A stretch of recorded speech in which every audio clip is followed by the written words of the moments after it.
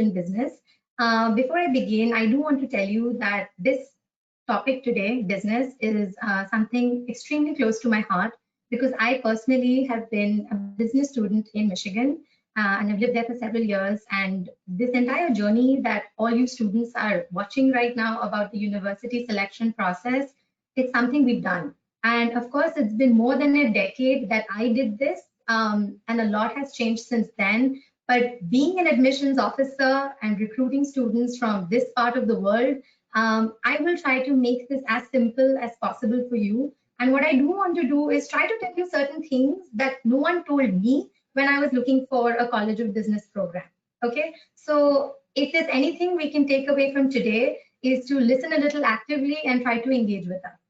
Okay, so my name is Riddhi, and I am from Ferris State University. I am the recruitment coordinator working from India. I'm actually based in Mumbai. I've worked with Ferris in Michigan, I think ever since 2013, and it's been a long journey. And I've also taken classes at Ferris, so that does help me kind of give you both perspectives of how the university operates. That's my contact information, which I will share with you later. And just so you all know that we are going to take this presentation a little bit differently. I don't want to give you just the university requirements and all of that because you can find that even on our website, right? So let's look at the screen. It says, if you could be any phone, okay, what phone would you choose? Now, obviously, for the most part, if you give it a minute, you would think of a smartphone, right? You may even thought of an iPhone to be more specific, or an Android, right? But let's just look at this question one more time. Like, really, what kind of a phone do I want to be? Why is that even being talked about right now, right? That's the first thing that comes to our mind because we weren't prepared for it, right? We weren't expecting it. It's like an out of syllabus question that just came up. But the reality is, when we look for a phone, the first thing we think of is we want a smartphone. We want it to be multifunctional. Obviously, you don't want the phone from back in the day, which was a Nokia that had just calling and texting and that's it, right? SMS is what you could do with it. Today, you can do so many more things with it. You obviously use it to communicate, not just on actual voice, but you're doing Instagram, social media, Facebook, all of that. So if you want your phone to think out of the box, don't you think employers at the end of their search process are going to look for people that are going to think outside of the box? I mean, these are features that we want from just our phone. And trust me, when you graduate from this glorious degree that we're putting our heart and soul right now and trying to find, you will want to be this person which a company wants to hire, right? If you come from a business family like I did, you probably still want to stay back a little bit and work and kind of experience maybe in the form of an internship or just kind of get to know how businesses operate, right? So the ultimate goal for us right now, which you must keep in mind, shouldn't just be to find the most prestigious school to do your business degree from. Because again, not every school is right for everyone. Okay, and believe it or not, these are certain things that I realized along the way, not just as being a student, but being an admissions officer for the last 10 years and having worked with students from so many different countries. This is something that I learned the hard way. Again, I got lucky because I happened to go to a school that was absolutely phenomenal. But this is something that I want to share with all of you students today that are looking for a business program. Okay. At the end of the day, the school that you choose should be able to make you someone that is able to think critically, that is adaptable, right? I mean, look at our situation today. Typically, we did these fairs with Study Metro, meeting you guys in person, right? I'm sure Abby, Abhishek, and their team had to think outside of the box and figure out, okay, so there's a COVID situation, there's a pandemic. I have a lot of students that we need to do justice to. I have a lot of schools that want to talk to these students, and he comes up with this brilliant plan of doing something virtual, right? That's a successful business plan, to be able to do justice to your customers and, of course, for the people you work with. Now, if you're trying to think of a university selection process as something that's that one magical formula that's going to give you everything for you to succeed in life, chances are you're not going to probably find one. And if it was that easy to find that just one school, I don't know how the rest of us would even exist, right? So today, if at the end of this presentation, you're able to take away a few points and again, use your phone to the best of your ability. Because I'll tell you something, my grandfather told me something about 20 years ago. He said, instead of course, I'm Gujarati, and he said this in Gujarati, and he said, instead of thinking of what's new there all the time, why don't you try to focus on what we have right now and try to figure out how to best use it to all its capacities? Believe me, an MBA later, after spending a decade in the US and working for so many years, I then understood what my grandfather was trying to say to me, right? Let's just apply that simple philosophy here today. If you're listening to this presentation, you're logged into a computer or a phone or some tablet, right? Use it. Take a screenshot of things that you find appealing, of our contact information, of questions you want to ask. Because there's no way in 15 minutes we're going to be able to cram in all the information that I want to give you. So let's think about some of these things in our university selection process. The one thing that you must keep in mind is you want a school that is very international friendly. We all talk about the student support services, like working on campus, right? We all want that, not just for the money, but to figure out how do you actually work in the US, right? Let me give you an example. My first day as a student worker in the US in my university, when I went in, they immediately said to me, there was the phone ringing and they said, answer it. And typically you would answer the phone like what you're used to saying. But what I did see is I kind of been talking to the school a lot on the phone, and I knew that they answered a phone a specific way by introducing themselves and telling me what office I had called into. That's exactly what I did. And through that process, I began this wonderful journey of actually working and getting to know colleagues. I mean, if I was sick, I didn't know how I needed to inform my supervisor or my colleague that I'm not able to come in. There is a lot of professionalism you learn, even if you work at the student canteen, right? That's the idea of you growing professionally and personally. You need to find a campus that offers you, yes, of course, you need to find, a school that has other Indian students. But again, for me, I didn't want to go to a school that had like 400 other Indian students, not because there's anything wrong with that. But I just didn't think that I would be able to learn something out of it, right? Because let's just be honest, there are a lot of wonderful schools right here in India that are known for business, right? And you would probably be inclined to go towards those, especially at a time like this. Then why is it that we're still talking about going overseas, right? It's for things like this that you can't do in schools here. When you start with a program in the US, as an undergraduate or a graduate, or even in any of our PhD programs that we offer, you will be assigned to an academic advisor that works with you throughout your entire process in trying to select courses. Now, what is selecting courses? Why do I have to select my courses? Maximum I select is my specialization, right? No, I only knew much later into the game, into my university research, that even if I was looking for a business program, it wasn't as simple as just a BBA, because the common mentality is commerce is BBA, right? Or now the fancier thing to do is a bachelor's in finance or something. But that's not how it is in the US. There you have the opportunity to kind of customize your program and figure out exactly what you want to study based on your interest. Let's just say selecting a university is almost as if choosing a restaurant when you want to eat. When you're hungry, what's the first thing you do? You think about, okay, am I hungry enough to order an entire 4-course meal? Am I the only one who's going to eat? Is there family with me? You think about the price, right? You think about how long it's going to take. Is it something that's going to be delivered to me? Like, we are talking about online education already, right? But you choose a restaurant based on your needs, right? Not because it's the fanciest thing in town. You probably do that to celebrate once in a while, but that's not really what's going to satiate you and make you happy throughout. So think of this just as that. It's a very simple process, and it begins with what you require. So at the end of today, when you've listened to so many schools and all of these presentations, if you still haven't figured out what is right for you, it's okay. You have a starting point. Think about the things that are on the screen right now. What are all these things that we talk about? Have you even paused once and used the chat feature to ask these questions? Yes. So we have obviously on-campus jobs, study abroad.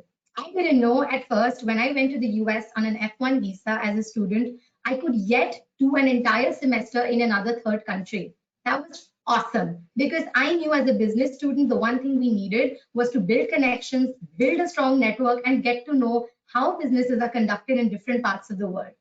And all of these things should be something that you look for in the school that you choose to go to. So Let's talk about Ferris for a moment. We are a public university that is located in Michigan.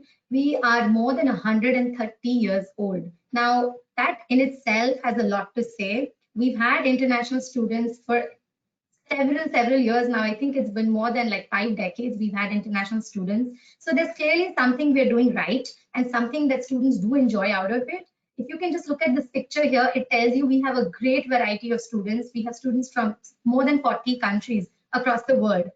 And even though you're looking for a business program, yes, it is your business to ask whether there are non-business related programs offered at your campus. Because if you're looking for an undergraduate program, chances are, yes, you want to do business, but maybe you're also interested in IT, or perhaps you're also interested in some sort of psychology. And in India, obviously, that's not an option for you to combine these two. That is the reason you want to go abroad. That is the reason you still want to go abroad, to be able to combine these things and to make yourself ready for the job market and to maybe even come up with your own business, right? That's why that's important. Now, at Ferris, we offer more than 190 different majors that you can choose from. We are a state school, so obviously our prices are very competitive, and we do have a lot of student scholarships to give. I mean, let's just think of schools that don't give scholarships. There's pretty much every school I know that offers some sort of aid, right? Every school I know will have student organizations that people are excited to be in. They all have great facilities. They all have wonderful campuses, a library. They have wonderful faculty. They all take part in internships. What is it that we don't have is what you should be asking. Yes, what Ferris does not have is a huge auditorium type of classroom situation where there are about 200 students in one class. If you're looking for a school that's maybe with about 50,000 students, that's probably the kind of school you want to go to. But if you're looking for a school that has a smaller sized classroom with about maybe your professor getting to know you by name and you get that personalized attention, that's when you kind of look at a school like Ferris.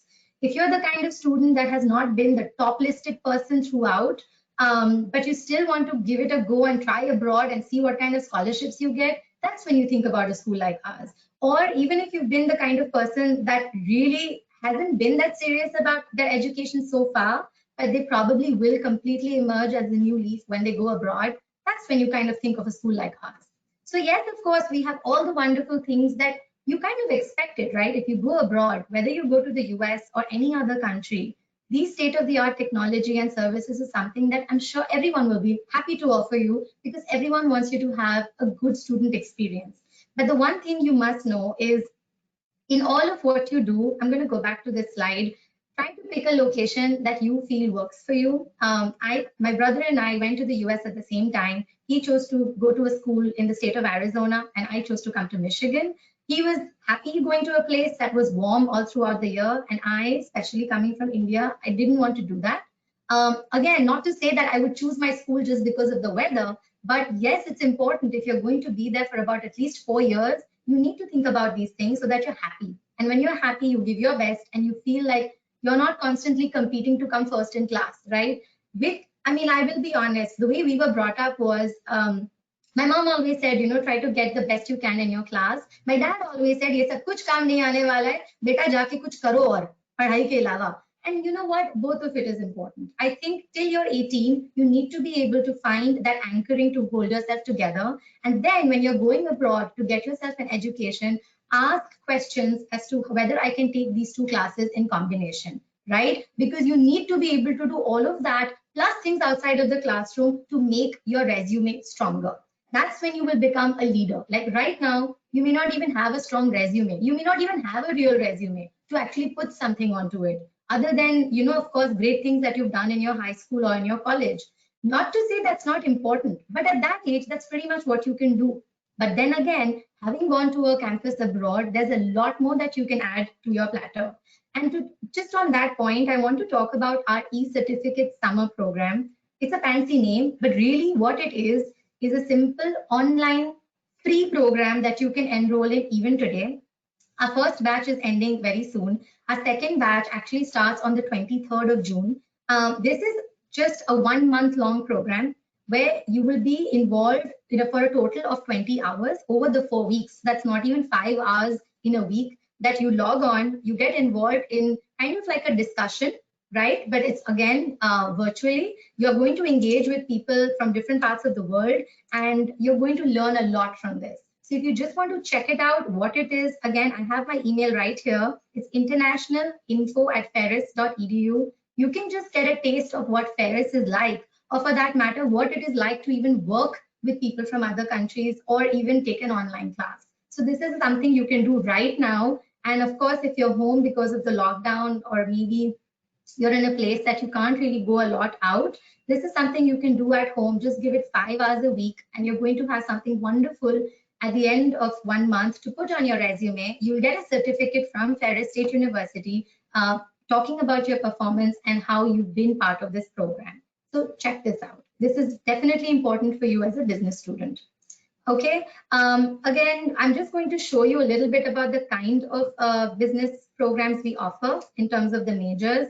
We have the typical accounting, finance, and human resource and marketing, but you may not even know that there are a lot more options within each of these. Let's just say marketing. We have social media marketing, we have technology mediated marketing, we have service marketing, we have retail marketing. If you come from a business family and you want to take it forward, you need to think about some of these things, right? That's probably the best program for you. Or if you're someone who's going to look for a job once you graduate, then you probably want to keep your options open and find something that where you can stand on both feet rather than just one. Because if anything, your business program, whether it's graduate or undergraduate, should give you three things. Number one, it should lay the foundations for a solid base that you can do a master's after. I highly recommend that your bachelor's should not be your terminal degree. And if you're looking for an MBA, this should be a solid program that you can say, yes, I've done it.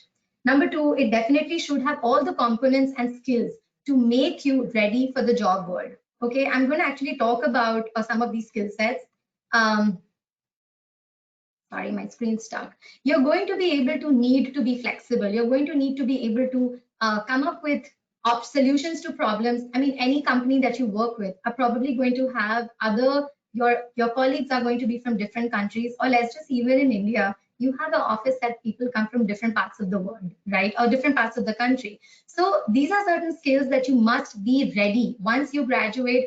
And again, being a business student, if you can't find the right job, it's kind of an oxymoron within itself. Why? Because the idea of doing a business program is to understand all the components that goes into a successful business.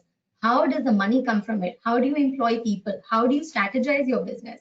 And if you've understood all of this well during your internship, during your time on campus, you will know what are the right companies to apply to, because those will be the ones that are actually hiring.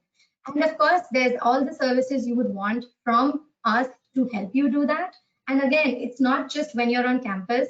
Even as part of your application process, we do a lot of workshops on how do you write a good statement of purpose, right? Or how do you build a resume? How do you submit a stellar application? Because your marks are what they are, but there's still a lot you can do to make your application and uplift it. And I know Study Metro does a lot of that, and that's great. So get in touch with people to help you get through that process. Now, I do want to address the elephant in the room. Everyone knows it's very unfortunate what we are all going through, and I genuinely hope everyone, wherever they are watching, from their homes or offices, are safe. Because of the restriction on travel, we as a university have decided to offer the fall semester for our incoming international students online. Having said that, it is for the safety of everyone. Our campus will be open in the fall. There will be students that still take these classes. But again, our ultimate goal is when you do the semester online in the fall, we would want you to come to campus in the spring semester and continue the rest of your program. Now, I know when I say online, it does get a lot scary for people. They probably think they want to defer and wait till things open up. If that's what you choose to do, fair enough.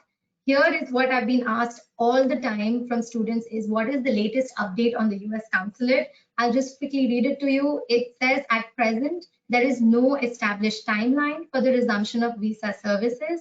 So there is no set date for when visa appointments will happen, right? I know a lot of them are saying October 15th is what they can see right now on the portal.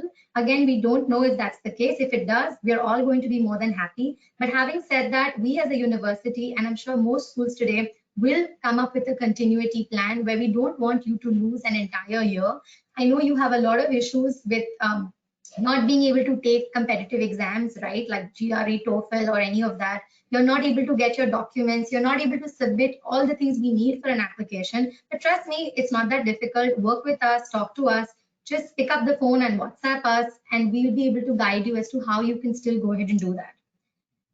All of these issues, like I said, standardized testing, you can't get your documents, you don't even have your final grade for any of this, talk to us, pick up the phone, use it, like my grandfather said, to the best of its ability. Pick up the phone, take a picture of the screen, or just take the number and connect with us so we can connect you to, maybe current students, maybe even alumni that have done the same degree that you're looking for, and maybe someone like me who actually stayed in the US for a little bit, but eventually chose to come back. I'm very happy to do that. So you must get all different perspectives before you choose to make your decision. And this is the last topic that I want to kind of share with students, because I know it's on everyone's mind, the million-dollar question. First of all, do you even study abroad in this situation? I know parents are very concerned. Everyone's wondering about it. There are students that have dropped their plans, and there are students that still want to do it. Believe it or not, it is possible. Like I said, if you have decided to study abroad, the question is whether or not you still applied. If you're worried that it's already mid-June and you haven't even done a thing about your application because you weren't sure about your finals, worry not. All our application deadlines are still open and we're still accepting students. If you are already admitted, I think you come to the fork where you decide whether you want to defer to the next semester or take it online. And I just want to explain to you what it means to take the semester online. You will notice that our this looks like a complicated slide, but what I want to draw your attention to is a regular undergraduate semester would cost you, the tuition fees is about $8,433 a semester, okay, which comes to about 6.3 lakh rupees, right? If you're taking this semester online, obviously this rate is a lot lower. It comes to about 4 lakh rupees in Indian currency. However, that is not the only amount you save. You obviously save the difference of the two, which is about almost $3,000, plus you're saving the cost of all your accommodation, your food, books, and all of these miscellaneous expenses, which as a difference between a regular semester and one taken online is quite a bit. It's about 7 lakh rupees, which is also the case for graduate students. So yes, you're going to take it online. Yes, there's going to be some questions you have in mind about, do I even have to take this class as per US timing? No, you don't. You're not going to plug into a call like this where the professor teaches and you follow along. All these courses are, the idea is that you gain from it. So all of you will be assigned to a buddy program where you will be paired with an international student and an American student, so that they are people that you can be in touch with every day and ask questions. Of course, we also have scholarships for the e-semester. And again, like I was talking about, do you have to attend online classes as per US time? No, these are asynchronous classes. These classes have been very, very carefully curated by our professors, keeping in mind that there will be students from around the world in different time zones that take these classes. So yes, they've been created in a way that you take them at your own pace. The professor will be talking to you one-on-one during the course of the entire semester. All your grades, assignments, finals, exams will be posted on a portal that you can self-pace and take. It's not going to be self-study where you learn online like a YouTube tutorial and do it yourself. No, it's definitely not that. There's a lot of value in thinking of doing a semester online, because you will be talking to your academic advisor and trying to figure out, you might say, I only thought of doing a business degree for my bachelor's, and I just got to know that you can do a dual major, which I recommend that you think of. But I don't know what my dual major is. So can I just do the first semester and then think about what I can add to my entire course? Yes, that's when your academic advisor is going to guide you as to what classes you should take now, so that when you come to the next semester, you're not wasting an entire semester, but you're just adding on more classes which help you get to your final 4-year graduation goal. Okay, I know we're about time, so I'm not going to talk about our university requirements, because that's something that I would expect an 18-year-old or a 24-year-old to be able to just, pick up the phone, message us, or perhaps even call us, right? Or of course, contact Study Metro.